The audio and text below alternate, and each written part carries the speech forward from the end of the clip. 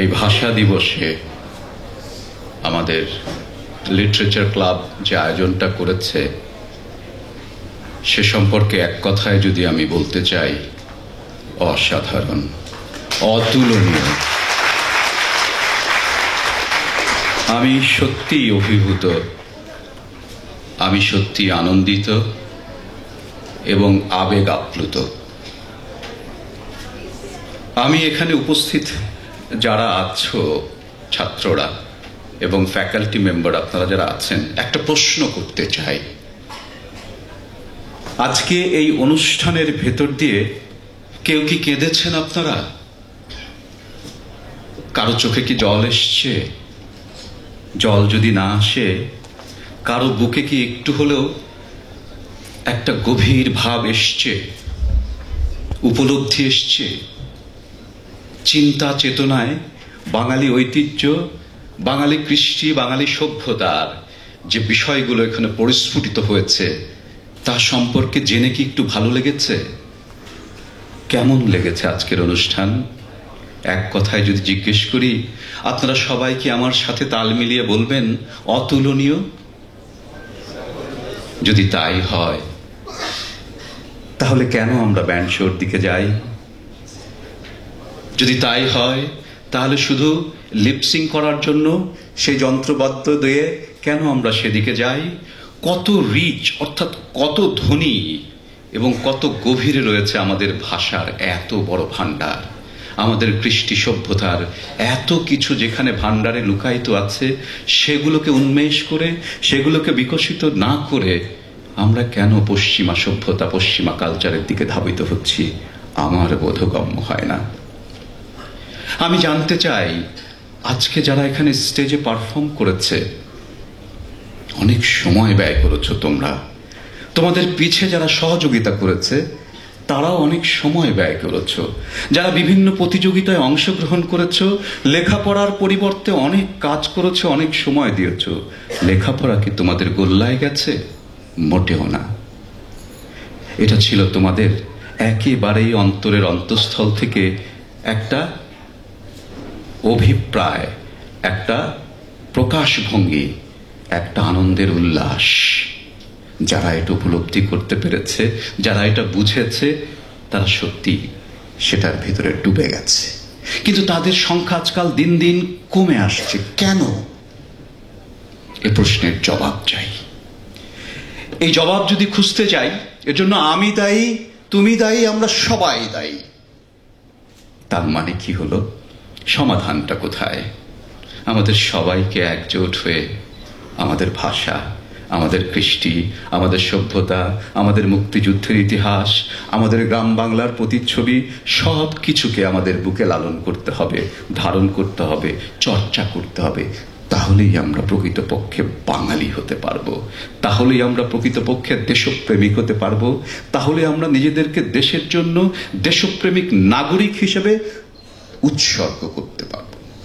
শুধু মুখের কথায় আর একদিনের ভাষায় কাজ হবে না। কথাগুলো বলছি এই কারণে, আজকে এত সুন্দর একটা অনুষ্ঠান মাত্র হয়তো 100-2 ছাত্রছাত্রী দেখলো, গোটা 50 ফ্যাকাল্টি মেম্বার দেখলো, 4000 এই ইউনিভার্সিটির সদস্যবৃন্দের মাত্র রিপ্রেজেন্টেশন মেবি 5%। বাকিরা কোথায়? শহীদ মিনারে যায়নি, কম্পিটিশনও আসেনি, দেখে একটা তালি দিয়ে বাহবাহ পায়নি। এবং আজকের যে পাওয়াটা, যে উপলব্ধিটা, যে বললাম বুকের ভিতরে কিছু কি অনুভূত হয়েছে কিনা, সেটা থেকেও তারা বঞ্চিত হয়েছে। তাহলে কে লাভবান?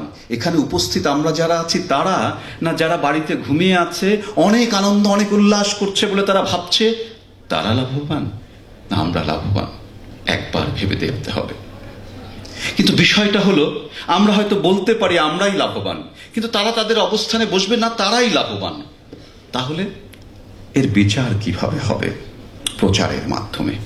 আমি নিশ্চিত আজকে যদি এই পুরো অনুষ্ঠানটা ভিডিও ক্লিপে ধারণ করা হয়ে থেকে থাকে, জানি না হয়েছে কিনা, যতটুকু অংশই ধারণ করা হয়ে থাকে সেটাকে যদি একটু ছোট্ট করে এডিট করে প্রত্যেকটা ডিপার্টমেন্টের 100% ছাত্রছাত্রী ফ্যাকাল্টি মেম্বার একসাথে অডিটোরিয়ামে এসে বসে দেখে, 1 ঘন্টা তাদেরকে ব্যয় করতে হবে, তাদের অর্জন হবে বিশাল।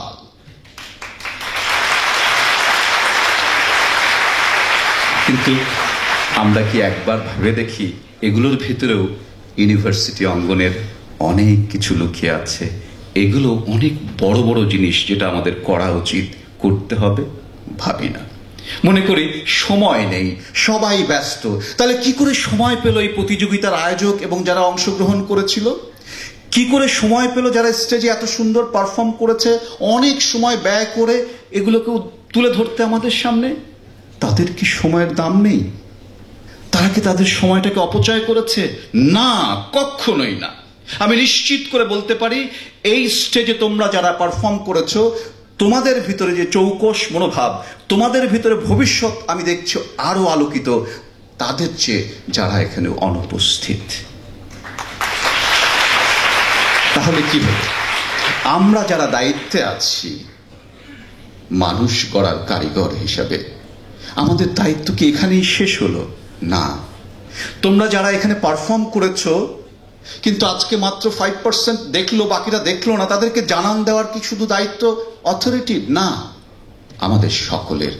তাদেরকে দলে টানতে হবে, তাদেরকে অনুপ্রাণিত করতে হবে, তাদেরকে কাঁধে কাঁধ মিলিয়ে একই মাঠে একই ময়দানে এই সমস্ত চর্চাগুলো অব্যাহত রাখতে হবে।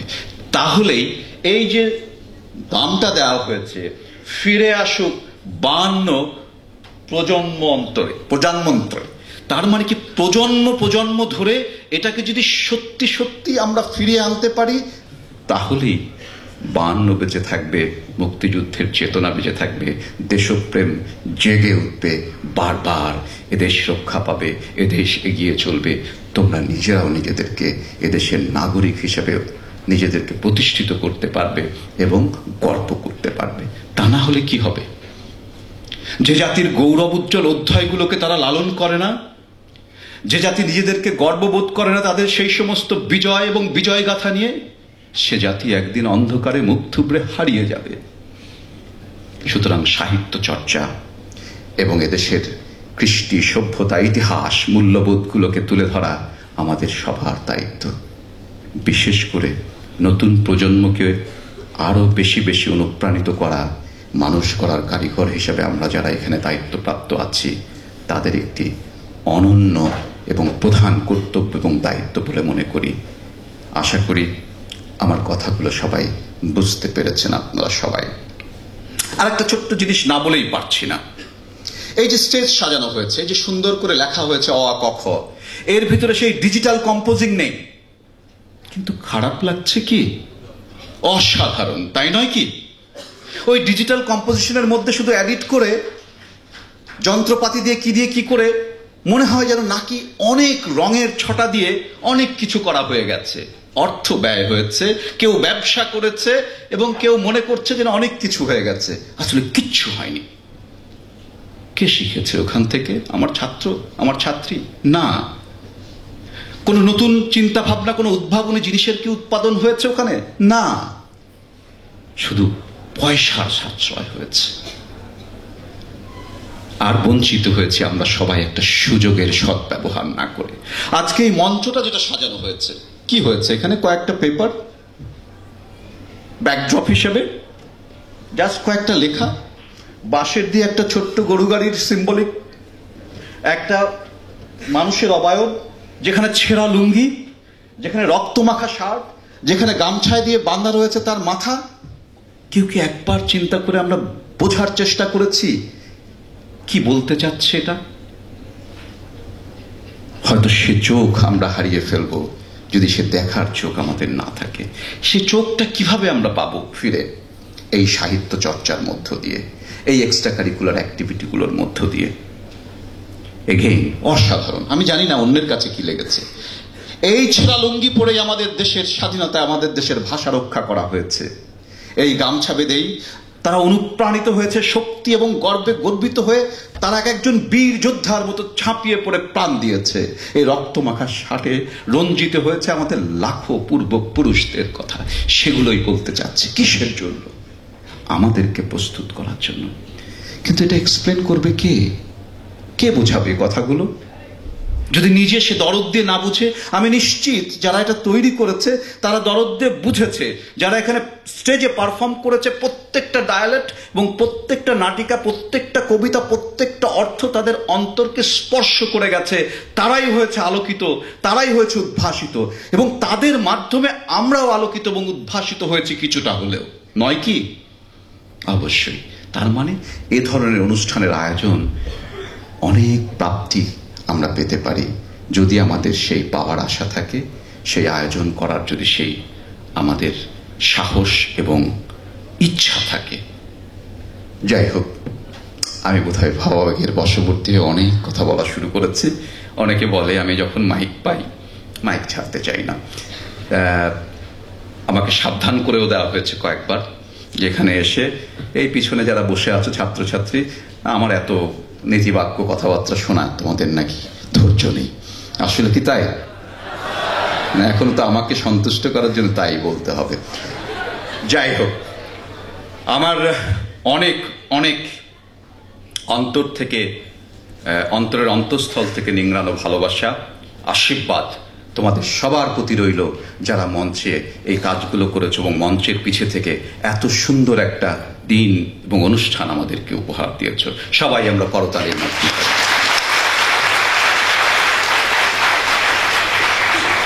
প্রভাত ফেরি থেকে শুরু করে আজ এখন এই পর্যন্ত যে কাজগুলো দেখেছি এবং যে আনন্দ আমি পেয়েছি, যে ফিডব্যাক আমি পেলাম, তা থেকে আজকে আমি গর্ব করে বলতে পারি, অন্যান্য পাবলিক ইউনিভার্সিটি যে অপবাদ আমাদেরকে দিয়ে থাকে মাঝে মধ্যে,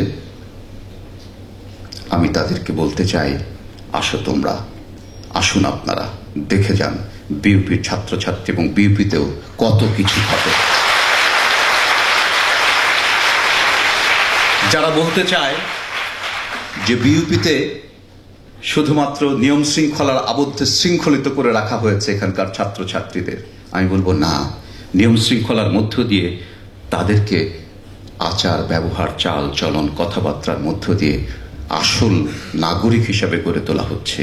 কিন্তু কোনো কমতি নেই একাডেমিক এনভায়রনমেন্ট বা সাহিত্য চর্চা থেকে শুরু করে টিএসসির মোড় হয়তো আমাদের নেই, কিন্তু আমাদের বিজয় অডিটোরিয়াম আছে। আমি তাদেরকে আরো বলতে চাই যে অপবাদগুলো বা যে কথাগুলো বলা হয়ে থাকে সেটার কোনো র্যাশনালিটি নেই। আমি তাদেরকে আহ্বান জানাতে চাই, আজকের এই অনুষ্ঠানের মধ্য দিয়েই শুধু নয়, ইতিমধ্যে আমরা আরো অনেক ভালো ভালো কাজ করেছি, সেগুলোর মধ্য দিয়েই, যেখানে অবশ্যই আমাদের পাবলিক ইউনিভার্সিটির সেই পরিবেশ আমরা গড়ে তুলতে পেরেছি, আগামীতে ইনশাল্লাহ আরো গড়ে তোলার ব্যাপারে প্রচেষ্টায় আমরা থাকব। এই আশাবাদ ব্যক্ত করে ভাষা শহীদদের প্রতি আমার অন্তরের অন্তঃস্থল থেকে শ্রদ্ধা এবং তাদের বিদেহী আত্মার মাগফিরাত কামনা করে, সেই সাথে এই ভাষা আন্দোলনের মধ্য থেকে বপিত বীজ এবং তার ধারাবাহিকতায় আন্দোলনের বিভিন্ন পর্যায়ে যারা শহীদ হয়েছেন এবং চূড়ান্তভাবে ৭১-এর মুক্তিযুদ্ধে ৩০ লক্ষ বাঙালির সেই বিদেহী আত্মার প্রতি মাগফিরাত কামনা করে, আমাদের জাতির জনক বঙ্গবন্ধু শেখ মুজিবুর রহমান সহ জেল হত্যায় শহীদ ৪ নেতা সহ আজ অবধি যারা দেশের জন্য, এদেশের স্বাধীনতা রক্ষার জন্য শহীদ হয়েছেন, তাদের সবার কথা স্মরণ করে মহান আল্লাহ তাআলার কাছে তাদের জন্য দোয়া চেয়ে, এখানে উপস্থিত সবার জন্য সুস্বাস্থ্য এবং দোয়া চেয়ে আমি আমার বক্তব্য শেষ করছি।